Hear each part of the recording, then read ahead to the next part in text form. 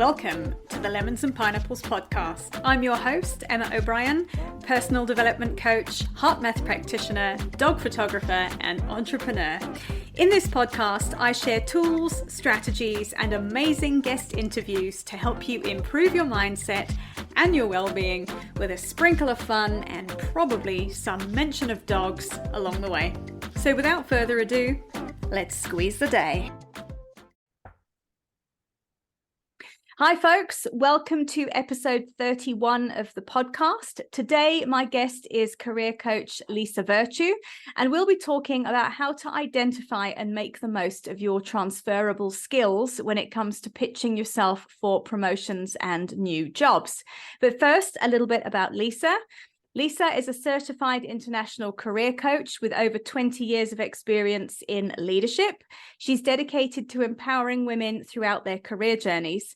Lisa specializes in helping professionals build skills and confidence in their communication at work and when in a job search. As an entrepreneur and proud mother, Lisa blends professional acumen with a heartfelt understanding of the balancing act that defines modern career women's lives. Welcome to the podcast, Lisa. Thank you so much for having me, Emma. I'm delighted to be here. So I would like to start off by asking you, what exactly are transferable skills when it comes to being in the workplace and it comes to up-leveling your career? Mm-hmm. Great. So I'll start with up-leveling your career. A lot of people worry about stretching themselves into a position they've never done before. And so when we talk about transferable skills, it's what are those things that you have been demonstrating that will transfer into an up-leveled situation.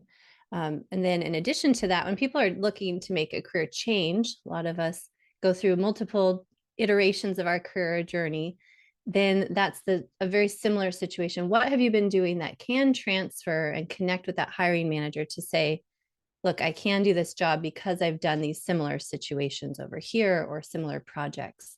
So it's anything that you can take that will say, I haven't done this role in particular, but I have done skills that can transfer into showing you that I'll be successful in that new role. Yeah, and I think we often underestimate, don't we, what transferable skills we have. I've often uttered slightly in jest that having worked for myself for almost 20 years, I'm probably unhireable. And the reality is I'm probably not, because I think running your own business gives you an awful lot of skills that you take for granted. Even things like managing a busy household, I think takes quite a lot of almost project management and planning skills. So for someone who's listening to this and thinking, you know, there's a promotion I'd like to go for, or there's a career change I'd like to go for, but I don't think I can do it. How, in your opinion, does a person start to identify those transferable skills? Great question, because there's a lot of ways you can go about it. So I'll touch on three different ones. One is your colleagues in your personal network, people that you trust, that you can reach out to and just have that conversation and say, I'm thinking about a career pivot, or I'm looking at this promotion. Here's what I know about it. Here's what I imagine the day-to-day would be. How do you think I could pitch myself, or do you see anything? So getting someone else's perspective that is close to you can be really powerful. And then any stretch assignments you've done. So a very similar piece to that is looking at the work you've done internally. And that's where colleagues come into play, and former supervisors or current supervisors, if they're supporting you in a promotion or looking at you to consider applying for that promotion.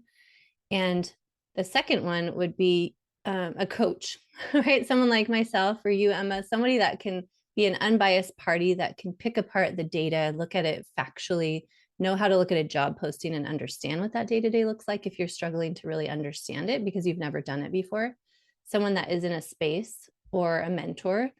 But coaching can be very unbiased. Mentorship, it's hard to get someone to give you that time and that attention.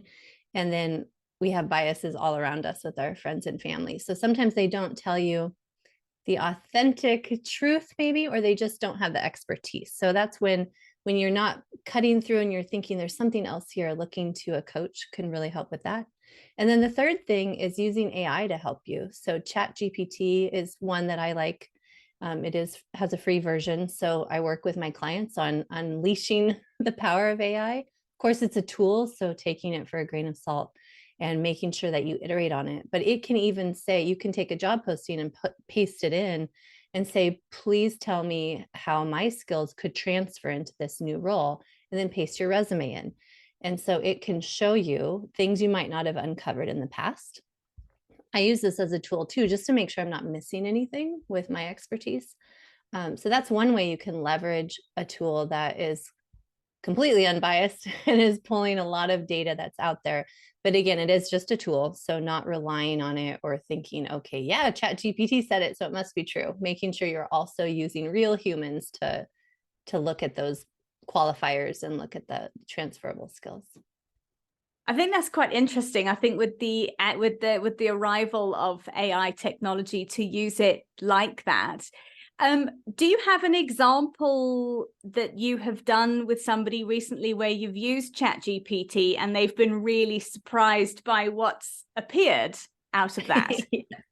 I have so many examples, but I'll give you one that is very popular right now. It's a lot of people that are in a space that maybe they're looking to go fully remote, or they're wanting to up level their skills and have honed in on like project management or product management, because there's a lot of remote options for those. Not as many as there were a couple of years ago. The market has taken a slowdown right now, but a lot of people are looking to switch into that because they've uncovered that they've got the human skills. They've been doing project management in their operations role, et cetera. And so I had a client recently that she's in operations at a manufacturing facility. She's thinking, how in the world could I transfer that to tech online in a remote company? And so we've been working together, looking at all the projects she's been managing, looking at those transferable skills together. She's been talking all three things I mentioned she's been using in this example. Her colleagues, looking at maybe there's stretch assignments she can take, getting their opinions, looking at her reviews, talking to mentors at work, and then using me as a professional to also pick through all of that noise. And then all the noise online, what roles would really match and suit her personality and her skill set. So what does she like to do and what is she good at? And then we went to ChatGPT and we said, okay, so let's take this job posting and let's take this over here. And she was amazed at saying, oh my gosh, I am doing it. We've been talking about it. I trust you. However, seeing like a robot tell me that too was just more validating. It was kind of fun. And it also brought up a few, phrases that we could take. And the phraseology of it all, I think, is really fascinating, because then it can unblock you. Like if you have writer's block, or you're trying to figure out, well, okay, I know I have this. I feel like I can do it. How do I articulate it? How do I put that on a resume? How do I put that in my LinkedIn profile? And so that's where it can really quicken your pace and kind of unblock you and make it simple so that you're not stewing and spinning a lot. Yeah, I think that's an amazing way to use it. And I think that's something that often trips people up, isn't it? The phraseology of things. We don't want to write something that sounds like you've regurgitated a dictionary, but also you don't want to write something that's kind of oversimplified. Because I think, I notice a trend, especially with women, of really dumbing themselves down in terms of talking down their achievements. Men seem to do this very easily. Men seem to show up and just go, hey, look at me, I'm great. And women sort of don't want to do that. And I think that's a really great way of being able to objectively help somebody get in touch with their strengths and articulate them well. And I think sometimes when we have an external opinion of our own brilliance, suddenly you go, oh yeah, okay, yeah, I can do that. And I think it's a great confidence booster for people as well. One thing I did, I was working with a coach a few years ago who asked me, and it properly put me out of my comfort zone, to send emails out to some of my clients in my photography business and ask them for feedback, which was terrifying because for some reason I'm sitting thinking, God, I'm going to get horrible feedback, which I didn't. But it was asking, what do you like about working with me and where could I improve? And I got some really wonderful feedback of, we really like you because of X, Y, and Z. It was great content to start putting into my website, into my marketing material that I wouldn't have thought of using. And I also got some very constructive feedback of where I could be better. And it was an absolute game changer for me. So I think this piece of asking colleagues and asking friends, what is the number one thing you would call on me for? Or I'm sure you'd articulate it better as this is your area of expertise in asking. But I think it's so important to sometimes get that external feedback, and then, like you say, working with a coach to be able to go through that and say, this is great, how do we reword this, and how do we really use this, especially on a resume, to sell yourself and sell your skill set. Yes, we overcomplicate so much of our lives, don't we? Yeah. That's so true. That's brilliant. When I was in leadership roles too, and we would have programming, athletic programming, wellness programming, and instructors would get so nervous about doing surveys with our clients. And it's the same thing 99% of the time. It was brilliant feedback. And the people that wanted to complain would have already done it. They would have already complained. So soliciting the positive feedback is a really good way. And when you're talking about resumes and opportunities, it's the same thing. Who is your client? Who do you work for at work? Even if you're in a support role, we always have clients and people that we work for and work with. And a lot of, for instance, that project management transition I was mentioning, vendor management is huge with project managers and being able to rely on vendors. So a lot of times when people are looking to leave their role or upskill, talking to external vendors that you've worked with is a really great way to get that feedback. And then you build your network even more. And now they know that you're looking. So there's a lot of power to that, just asking. For sure. Yeah. And then you touched on something else about women that I would love to just mention too. It's so true. And I see this with my clients as well, that this imposter syndrome, especially when you're looking at transferring your skills or up leveling or looking to go for a new role that you've never done, that imposter syndrome really leaks into the picture.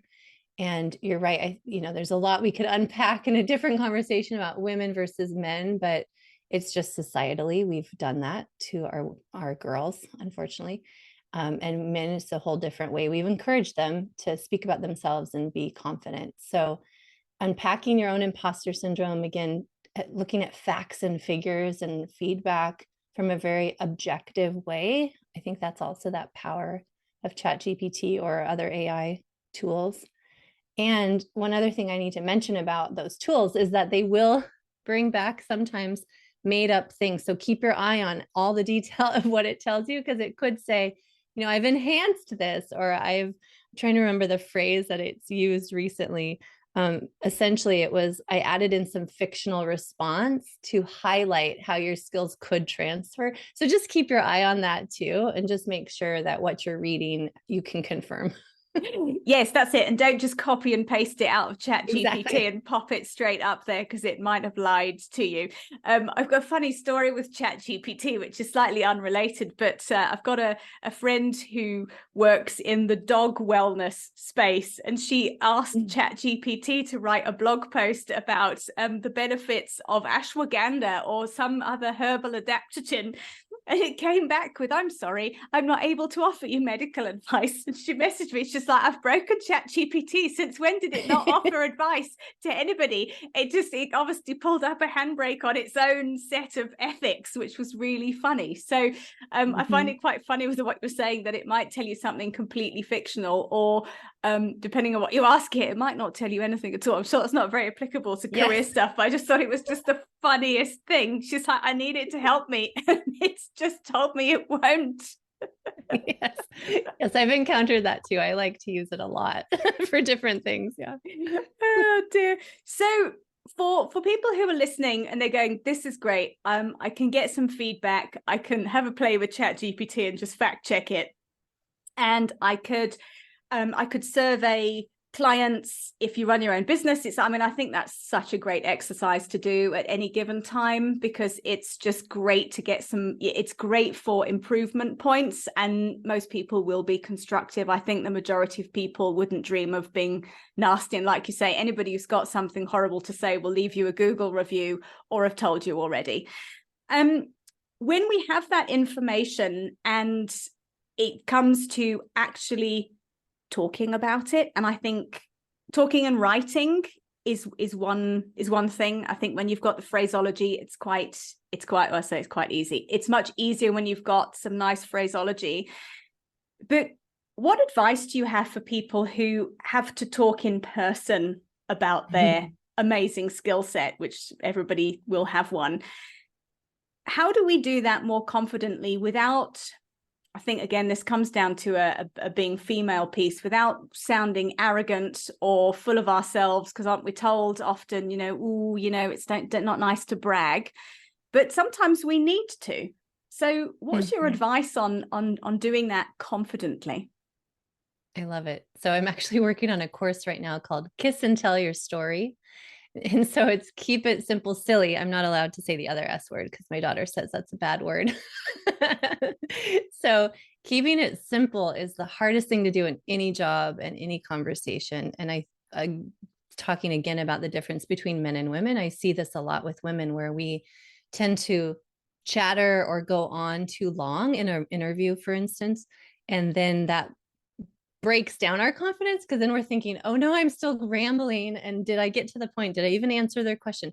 And now all of, we multitask in our heads so much, all of a sudden the noise in our head overpowers the here and now of what we're trying to answer. So really practice is a big one, but keeping it simple. There's some formulas out there of like, how do you introduce yourself at the interview? If you can really nail that introduction and make it relevant, keep it under 2 minutes to engage your audience, that's a really good setup for the entire interview. And that also leads into networking. How do you network with other people and tell them what you're looking for in a way that's not boastful, but it does show confidence and show that you're a relevant person for that skill set, and build your credibility. That's really what we're doing with networking. We're quickly building credibility and connecting with the other party in a way that is authentic to us. So the way to do that is to keep it simple, follow a framework. There's a lot of them out there. And like I said, I'm building a course as well to build this out so people can have a really simple process to follow. And then when they do that, practice. I say practice with yourself, your animals, or Zoom. You can record yourself and watch it back up to 30 times before you ever practice it on a human, because then all of those talking points are going to be sticking in your brain. When I say 30, some people don't make it to 30. That's okay, as long as you're aiming to do it quite a bit and then get in front of a human and try it out. But practice with yourself first. I see a lot of people write it. And like you're saying, Emma, when you write it, there's a very different way to say those pieces, and it's not as authentic. It feels robotic when you read it back. So that's why practicing it, and then get rid of your script. Don't use a script. Use like bullet points if you need them, just to remember your pieces or your frameworking. But then after that, get rid of the script and just have a conversation. So the practicing, I think, more than anything, is really important.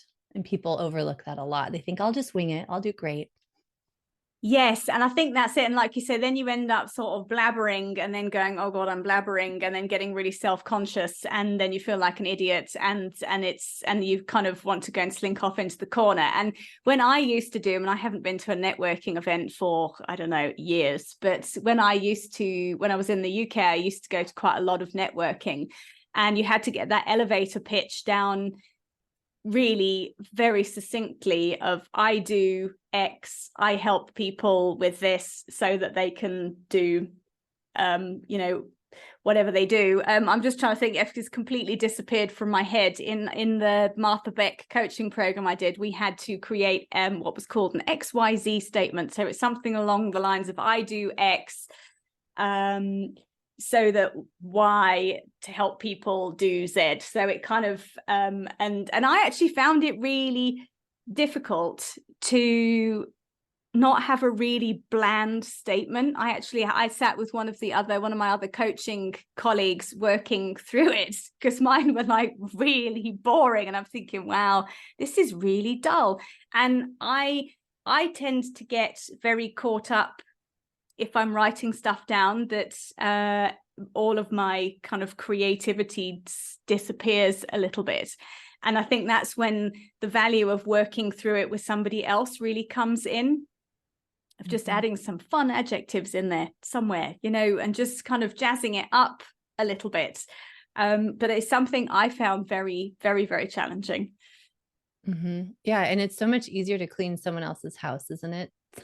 It's Absolutely. easier. I have the same challenge with my own branding, and I can have 50 iterations and I get excited about all of them. And I'm like, I have to pick one. How do I do that? Yeah. So very same concept of working with a professional that knows how to create that framework for you. Yes, there's so much power in that. And so personal branding, similar to branding a business, but different frameworks, right? So because you have to connect to a person that's hiring you to get the return on their investment, that they hired the right person. Yeah. And it could be a little vague. Maybe it is a project management or support role where it's not as obvious that you're solving a problem, but you're supporting others. So there's a different way to framework it. Yeah. I spend, at least an hour, sometimes 2 sessions with my clients on this topic in particular, because pulling out the right questions, a coach can do that, right? To pull those questions out, find those little stories, connect the dots for you. And then there's so much power in, I call it a hook. So at the beginning of that, tell me about yourself. What's the hook to draw your audience in? So those interviewers, for instance, if you're at an interviewing situation, being able to say, this is my hook at the very beginning. And people lean in. You can even see it on Zoom. They kind of lean in. They want to hear more. It's like a movie trailer, like tease it up and then tell them why you're qualified very quickly, and then hand the baton back to them. A lot of people struggle with that too. Like, what do I even say when I'm done talking? How do I give that conversation back? So that art and flow of just little phrases within and finding that hook for yourself. Yeah, a lot of power in working with someone else on that. Yeah, and I think I like what you shared about writing it down, or perhaps not in my case, but talking it out with someone was far more useful than me sitting on my own writing my boring little statements and then going, oh, I don't think I'm that boring, but I've just made myself sound really dull. Is bouncing ideas with somebody, and then, like you've said, is standing in the mirror and saying it out loud and saying it with confidence. Because I think, again, this has been something I've been talking about with people recently as well, is oftentimes it's about being confident when you deliver something, because people kind of buy into, oh, this person knows what they're doing because they've delivered it really brilliantly. And that just comes with practice. Anybody, I think, can confidently talk about what they're doing, which heightens your chances of being hired, being promoted, being booked, whatever you're out there trying to do. It's in the delivery. I think a lot of it, with, what you say is important, but very much how you show up and do it. And sometimes you have to show up scared and just tell the scared to be quiet in the corner for a moment, just shh, and really kind of go for it, because I think that's what sells a person often, is just that confidence level. It's very true. You're right. Because if 2 people come in with similar qualifications and even similar stories and introductions, and they maybe both don't have that hook or something unique about them, the one that's delivering it better will connect better for sure. And we want to hire people that we connect with, we feel like we can communicate well with, and that we like at the end of the day, quite frankly. Yeah. Yeah. And I think people that we believe will do the job. Confidently. Yes. And so super important. Lisa, thank you for sharing this. I think this has been a really, really useful episode, and there's a lot of information here for people to listen back to, take some notes, go and have a bit of a play with these statements, start asking people, what do you think are my kind of top 3 skills that I've got? Have a play with ChatGPT. And then if you need some help, talk to a coach and start to idea bounce a little bit, just to really refine that statement. I think also refining a CV is sometimes having another set of eyes over that and helping you really flesh that out is really, really useful as well. Where can people find you online, Lisa, for people who are looking for career guidance? And obviously, I don't think this course doesn't sound like your course is quite ready yet, but where will they be able to find it when it is? Yeah, it should be ready in 2024, the beginning of 2024. So depending on when this launches, this episode. So lisavirtuecoaching.com, or you can find me at Lisa Virtue on LinkedIn. I'm very active on there. I'm there pretty much every day. Would be great. And if you want to email me directly, you can email me at lisa@lisavirtuecoaching.com. Amazing. I'll put all of those in the show notes for people as well. And then folks, yes, so have a look out if this is something that's really interesting for you, have a look for Lisa's course that's coming up. She's an expert in career coaching. So she's the person to talk to if you're looking for assistance with that. Lisa, thank you very much for being with me today. Thank you so much for having me, Emma. We could talk all day. So thank you for keeping it concise. Thanks, folks, for listening. I really hope you've enjoyed today's episode, and I will see you next time. Bye for now. Thank you for listening to today's episode. If you've enjoyed it, please share with your friends and be sure to leave me a 5-star rating and review, especially if you're listening on Apple Podcasts. To find out more about my one-on-one coaching, please visit my website, which is emmaobriencoach.com. And remember, folks, when life gives you lemons, you can always choose another fruit. See you next time.